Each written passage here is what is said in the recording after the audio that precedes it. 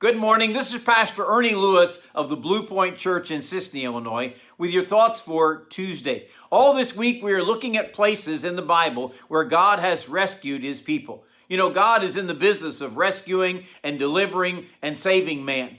In Exodus chapter 17, there is a story where we find Israel, who is God's chosen people. They're traveling to the promised land and they're attacked by the Amalekites. So Moses tells Joshua to gather some men to fight. Actually, in Exodus 17:9, Moses says to Joshua, choose out some men and go out, fight with Amalek. Tomorrow I will stand on the top of the hill with the rod of God in mine hand. And it came to pass that when Moses held up his hand, that Israel prevailed. And when he let down his hand, Amalek prevailed. This was a battle with a historic enemy in the middle of the wilderness. Israel had never really amassed an army. They had not gathered together fighting men or trained them while they were living in Egypt. But now Moses says, we'll give this over to the Lord. His plan is to stand on the hill and raise the rod of God over the battlefield. So whenever Moses held up his hand, Israel prevailed. But whenever Moses let down his hand, Amalek prevailed.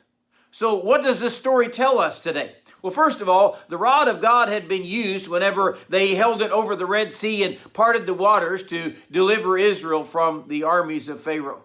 But this was not a magical stick. It did not just perform miracles on its own. When Moses stood on the hill and raised the rod of God toward heaven, he was stating very clearly to all the people here, not only Israel and these fighting men, but also to Amalek, this enemy who did not serve God. He was stating, we believe in the God of heaven, and we believe that he will rescue his people against all enemies. And then God wanted them to know this very clearly. So whenever Moses' hand got tired and the rod was lowered, Amalek would prevail. This points out clearly to me the importance of a very vibrant relationship with the Lord and a very vibrant faith in him. We don't say, I believed in God as a child somewhere back there and then neglect that faith as an adult. We don't say that we trust him, but we actually place ourselves in man or perhaps even in ourselves in times of trouble. We are called upon to raise the rod of God and say, I trust in you, Lord. Proverbs 3:5-6 says, trust in the Lord with all your heart and lean not to your own understanding, but in all your ways acknowledge him and he will direct your path. By the way, there is an addendum to this story in Exodus 17.